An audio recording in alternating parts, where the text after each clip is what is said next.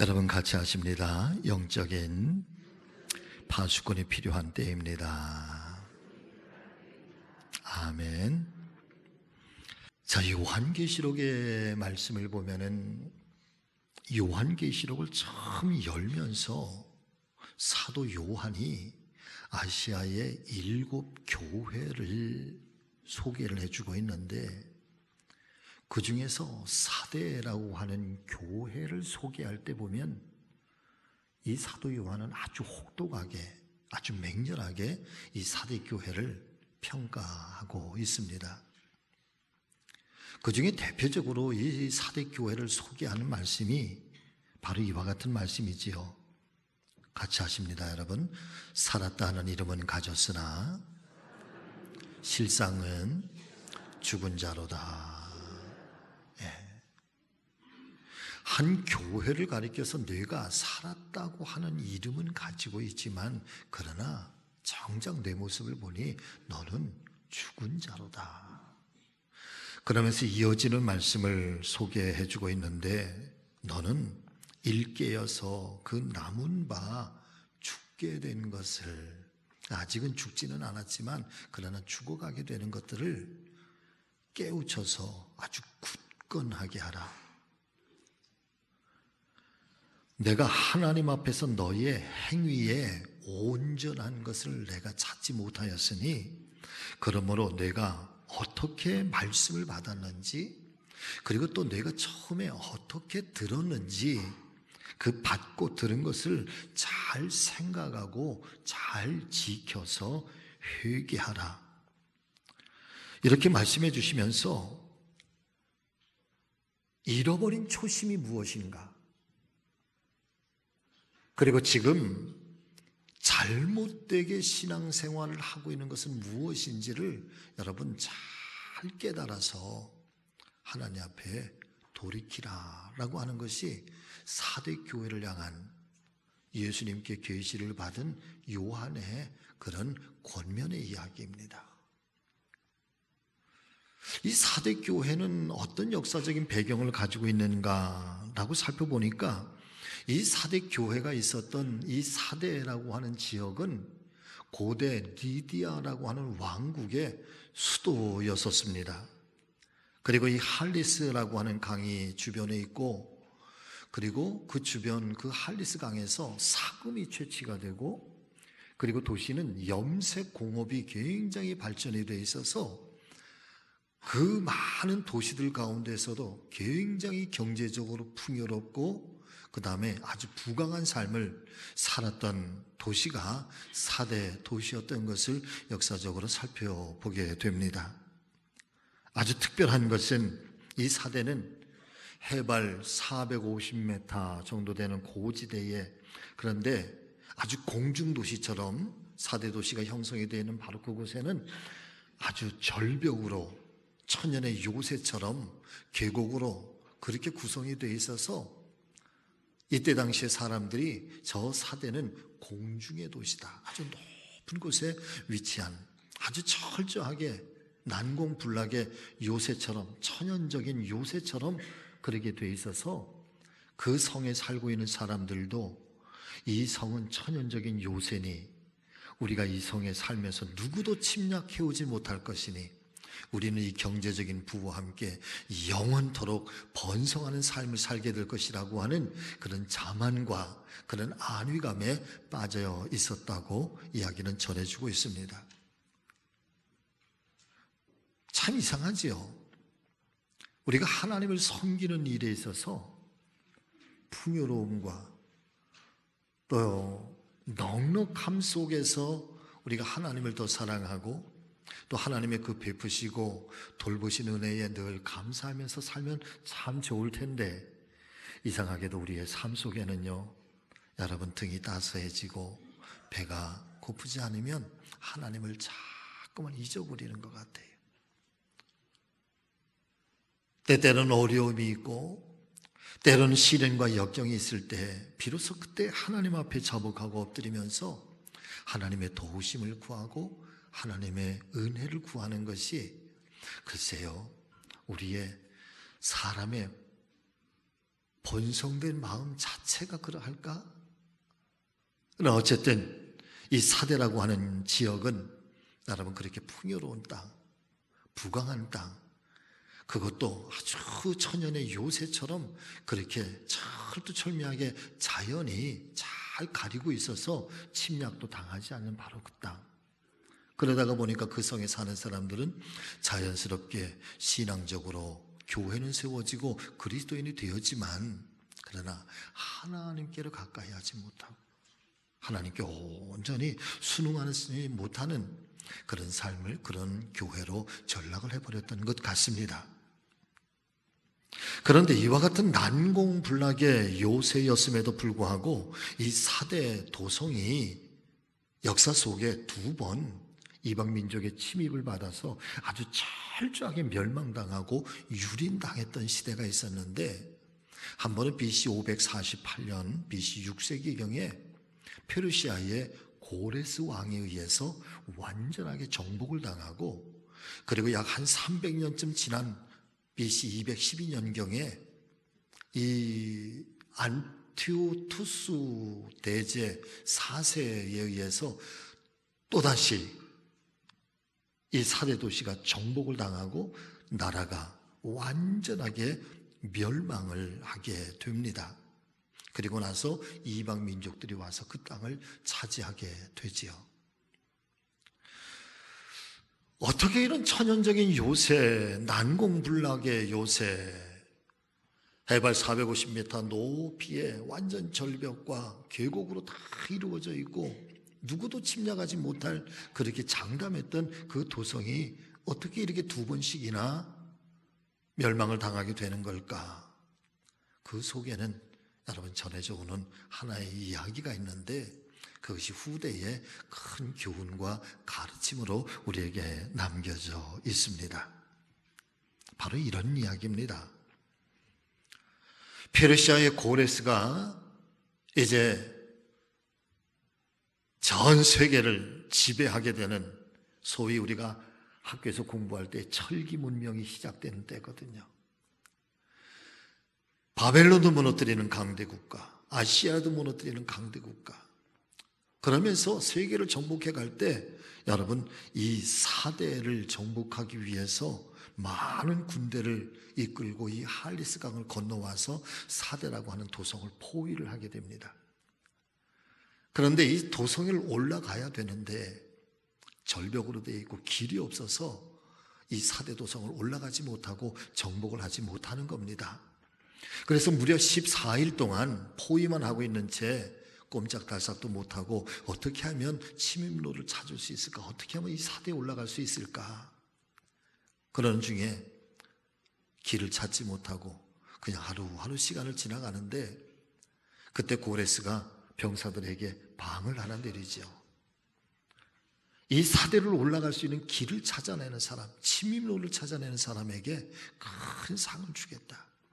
그때부터 병사들이 여러분 눈을 밝히고 이제 감시를 하는데, 어느 날 한밤중에 저 사대의 높은 곳에서 여러분 병사 하나가, 이 사대 도성의 병사 하나가 그 계곡과 절벽에 숨겨져 있는 비밀의 통로, 비밀의 길을 통해서 그렇게 내려오는 것이 보여지는 겁니다. 그리고 가만히 보니까 바깥에서는 안 보이는, 고레스 왕의 군대들은 아무도 알 수 없고 이 사대의 사람들만 알고 있는 비밀의 길이 있는데, 그 길로 내려오는 것이 보여지는 거죠. 결국은 그 비밀의 길이 들통이 나기 시작하면서 며칠 뒤에 야밤을 틈타서 고레스 군대가 여러분 그 길을 타고 올라가서 이 사대 도시를 점령을 하고 유리를 하고 다 사대 병사들을 그렇게 전멸을 시킵니다. 왜 그렇게 들통이 났을까? 사대 도시에 보초를 서고 있었던 보초병이 여러분 깊은 밤중에 꼬박꼬박 졸다가 그만 머리에 쓰고 있는 투구가 떨어져서 절벽 아래로 떨어지게 된 거예요.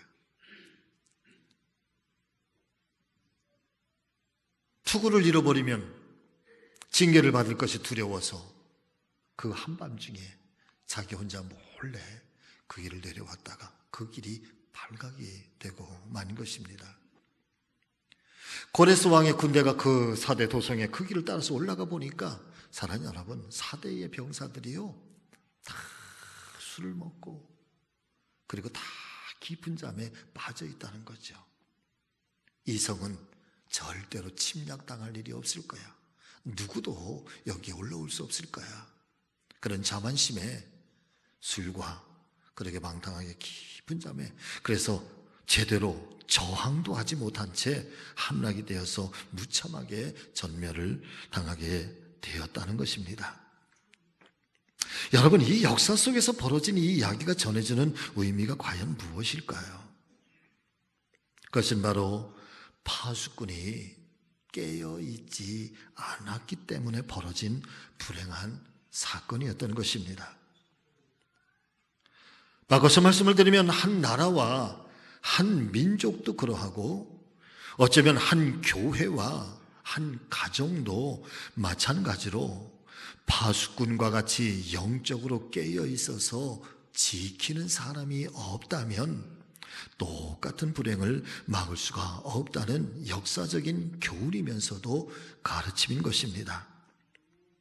사랑하는 우리 성지교회 믿음의 가족 여러분, 새로운 한 해가 또 힘차게 출발이 되었습니다마는, 그러나 어쩌면 올해도 이 사단은, 이 어둠의 영들은 틈만 나면 저와 여러분들을 공격해 올 것이고, 마치 하나님의 말씀인 성경이 증거해 주는 것처럼 우는 사자처럼 집어삼킬 자를 두루두루 살피고 다닐지도 모르겠습니다.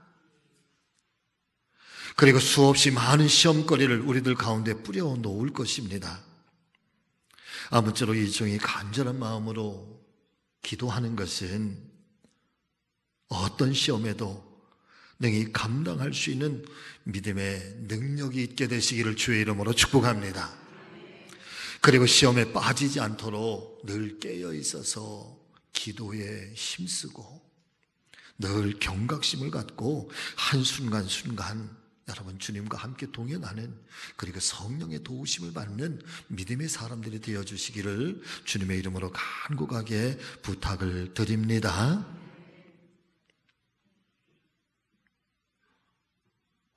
깨어 있어서 기도하는 일에는 여러분 같이 하시죠. 어떤 경우에도 은퇴가 없습니다. 아멘. 저는 목회를 하면서 어떤 목회를 이렇게, 어떤 목회의 열매가 거두어지면 좋을까, 목회자마다 그런 소원과 바람이 다 있지요. 어쩌면 제가 궁극적으로 바라고 있는 어떤 한 가정과 한 가족, 또 한 교회의 모습들 속에 정말 바라는 것은 좋은 가문을 이루는 거예요.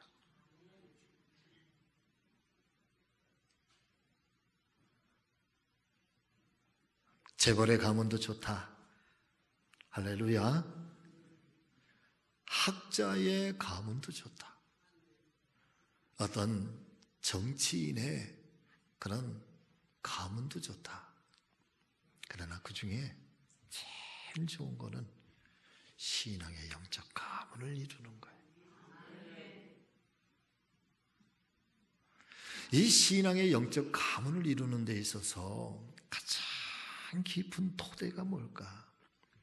사랑하는 여러분, 은퇴 없는 기도의 파수꾼들이에요. 오래 시간이 지나도록 그렇게 찾아 순순히 이어지는 신앙의 영적인 은혜의 흐름이 이어가기를 위해서 어떤 누군가가, 어떤 아버지, 어떤 어머니, 어떤 할머니, 할아버지가 오래 시간 하나님 앞에 그렇게 무릎 꿇고 기도해가는, 그래서 몸은 늘 쇠약할 수는 있어도 그러나 우리의 영혼은 늘 깨어 있어서 하늘과 열려져 있는 소통을 통하여 그렇게 중보의 기도를 올려드리고, 하나님께서 우리의 기도를 받으시고, 그리고 때를 따라서 우리의 아들, 우리의 딸, 우리의 손주들, 그 자손들에게 하나님의 은혜가 늘 이렇게 흘러가는, 정말 영적인 은혜가 흘러가는 그런 축복의 가문, 신앙의 명문 가문, 그런 가정 되시기를 은퇴가 없는 심정으로 영적 파수꾼의 사명을 감당해 주시는 우리 교회 성도님들 되어주시기를 간곡하게 부탁을 드립니다. 여러분 같이 해보십니다. 나는 영적인 파수꾼입니다. 나는 우리 교회의 파수꾼입니다. 나는 우리 민족의 파수꾼입니다. 아멘. 나는 우리 가족의 파수꾼입니다. 내가 파수꾼입니다. 아멘. 예. 첫 번째는 여기에서부터 파수꾼이 되어 주십시오. 아주 작은 일을 소중하게 지키는 성부역 위의 파수꾼. 제이디 셀린저라고 하는 사람이 쓴 책 중에 호밀밭의 파수꾼이라고 하는 책이 있는데, 이 책의 내용을 보니까 이 책에는 뭐 호밀밭이라든가 파수꾼이라고 하는 이런 말들이 등장을 하지 않습니다.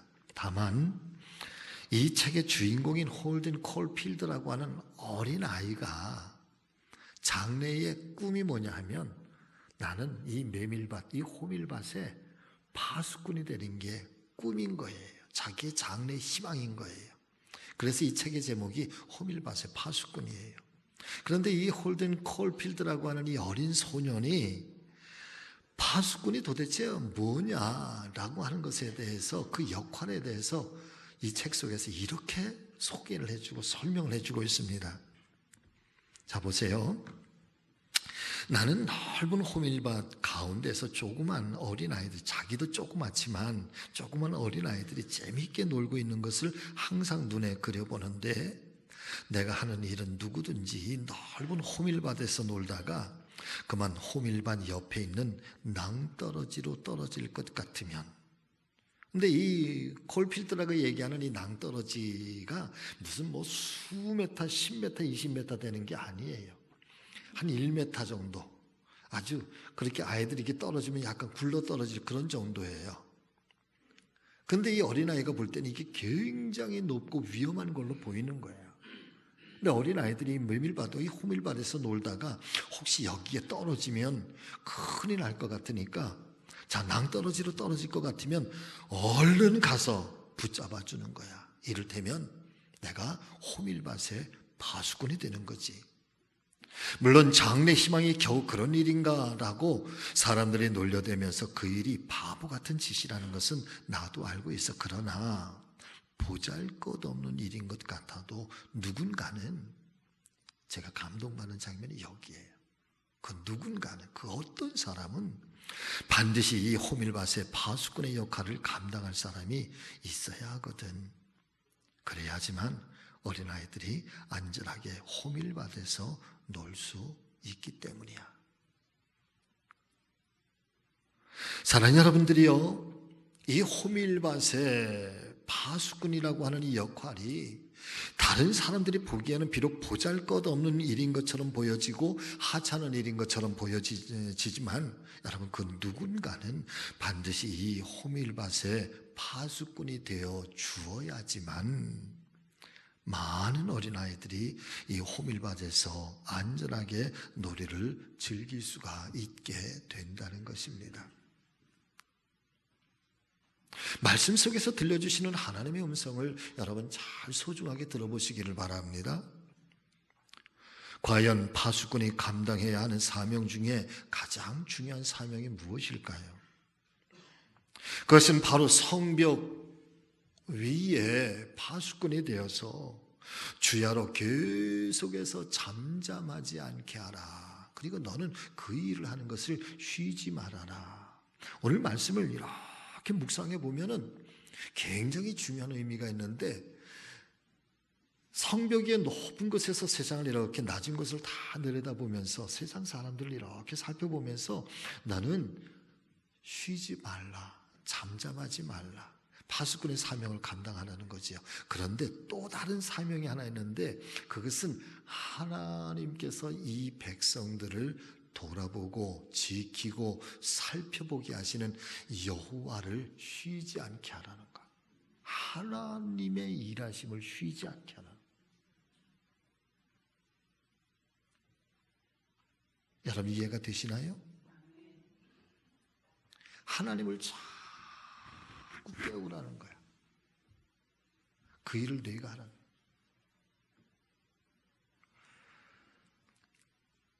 자, 사랑하는 여러분, 파수꾼이 사실은 이 성벽 위에서 하는 일은 어찌 보면 무슨 거대한 일이 아니에요.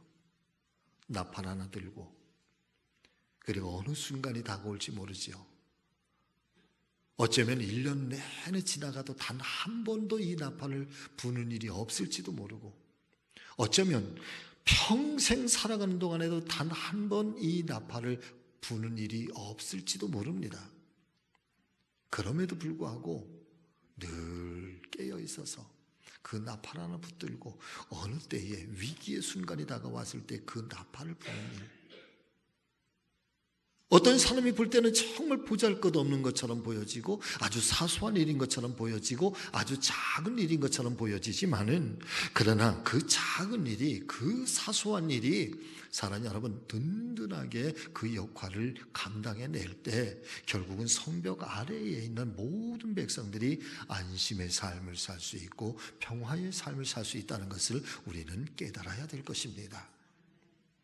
그래서 그것이 작은 일이라고 할지라도 그것을 소중하게 지키는 파수꾼의 사명은 거기에서부터 출발하는.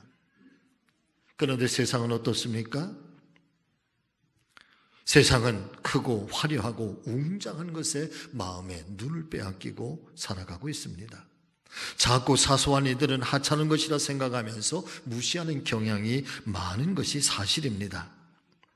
그러나 진정 우리의 삶을 든든하게 지탱해주고 있는 것은 아주 작고 사소한 일들이 평안하고, 그리고 그것이 안정이 되고, 그럴 때에 비로소 내 삶이 행복해지기 시작한다는 사실을 사랑하는 여러분 믿으실 수 있기를 바랍니다. 예를 들면 이런 일들이지요. 하루 3끼에 밥 먹는 거, 그리고 또 남자든 여자든 여러분 설거지하는 거, 빨래하는 거, 이건 늘 일상적인 거예요. 그리고 먼지를 이렇게 훔쳐내는 것들, 또 어떤 사람들과 자연스럽게 대화를 나눈다는 것들, 그리고 어떤 사람을 좀 인격적으로 존중하면서 그 사람의 그 이야기를 여러분 잘 들어주는 일들, 이런 평범한 것들이 단순하지만 그러나 그런 것들이 우리의 일상생활 삶 속에서 아주 조화롭게, 아주 평화스럽게 이루어질 때 우리의 삶은 안정이 되는 거예요. 여러분 거기에서 무엇인가 하나가 깨어지기 시작하고 무엇인가 하나가 무너지기 시작할 때 그 순간 찾아오는 우리의 불안감들. 여러분 밥 먹는 것이 일상적이지 않으신가요? 그런데요, 병원에 신방 가보니까요, 밥을 못 먹는 분들이 얼마나 많은지 몰라요. 대신 여기에 이렇게 뭐 걸어놓고 영양제. 제가 병원에 가서 꼭 여쭤보는 거예요. 식사는 잘 하세요? 그러면 뭐 병원밥이 그렇지요. 뭐 늘 그렇게 얘기하시는 분들이 많아. 제가 존경하는 어떤 목사님이 기도하실 때 항상 이렇게 기도를 해요. 자비로우신 하나님, 공기가 언제나 우리의 눈에는 보이지 않지만, 우리가 이 공기를 만질 수는 없지만, 그러나 이 공기가 우리와 항상 함께 있어서 내가 호흡하고 나에게 피를 만들어주고 내 생명을 이루어가는 것처럼 하나님은 공기처럼 우리와 늘 함께 계시고, 성령님은 우리와 늘 함께 계시고, 우리가 그 성령님을 느끼지 못하고 그 성령님을 우리가 만지지 못한다고 해서 안 계신 것이 아니라 지금 이 순간에도 나와 함께 계심을 내가 믿습니다. 그러시는 거야. 여러분 공기는 만져지지도 않아. 눈에 보이지도 않아. 그런데 언제나 우리 속에 함께 계셔서 이것이 자연스럽게 우리에게 생명을 만들어줘. 일상적이라고 하는 것은 그렇다는 거예요. 아주 작은 것, 눈에 보이지 않는 거지만 그러나 이 일상적인 것이 여러분 우리를 안정되게 하고 우리의 삶을 평화롭게 만들어준다는 거예요. 그래서 이 작은 일을 깨닫고 감추어지고 사소한 일들을 잘 깨달아서 그것을 크게 감사할 수 있는 것, 여러분 이것이 하나님에 대해서 눈뜬 깊은 믿음이라는 거지. 여러분 같이 해보실까요? 아주 작은 것을, 아주 사소한 것을 크게 느끼고 크게 감사할 수 있는 것, 이 영성의 깊이를 그렇게 얘기를 하는 거야. 원래 겉으로 드러난 것을, 여러분 그것만이 우리의 신앙의 전부가 아니에요.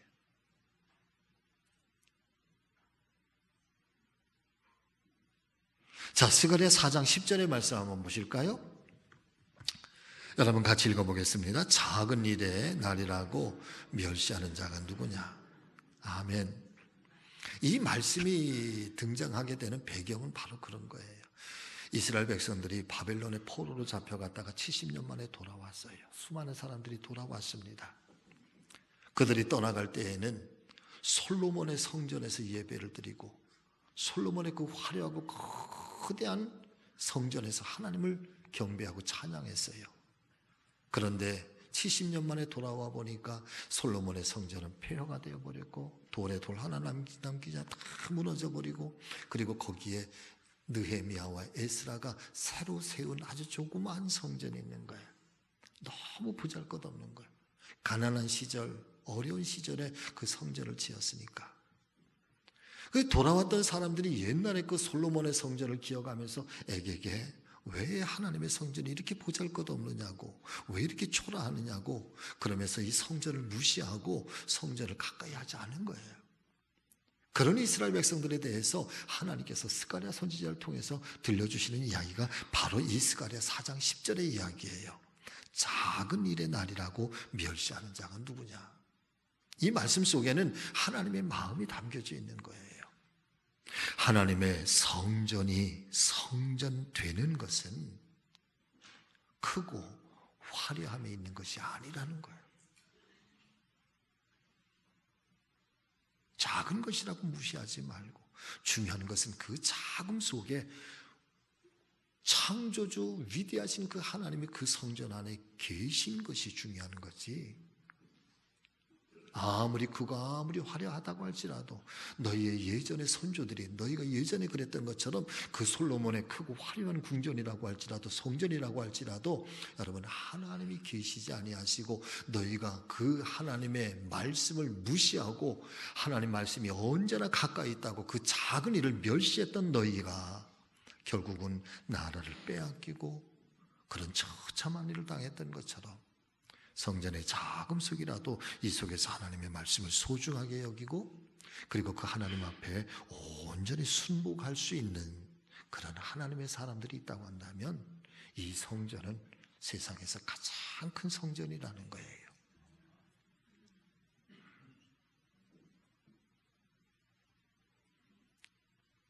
우리 주님께서도 보잘것없이 보이는 사람들, 무시당하고 외면당하는 사람들, 삶의 무거운 짐에 짓눌려 살아가는 사람들, 홀로 사는 여인들, 그리고 고아들을 결코 소홀하게 대하지 않으셨습니다.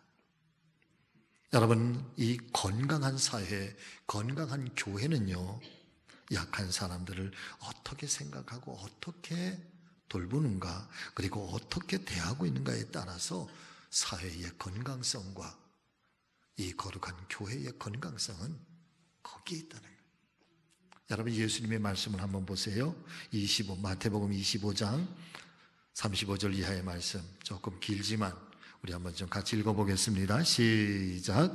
내가 줄일 때에 너희가 먹을 것을 주었고 목마를 때에 마시게 하였고 나그네 되었을 때에 영접하였고 헐벗었을 때에 옷을 입혔고 병들었을 때에 돌보았고 옥에 갇혔을 때에 와서 보았느니라.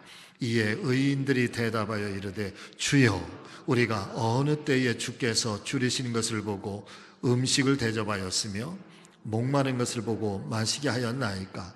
어느 때에 주께서 줄이신 것을 보고 음식을 대접하였으며 목마르신 것을 보고 마시게 하였나이까?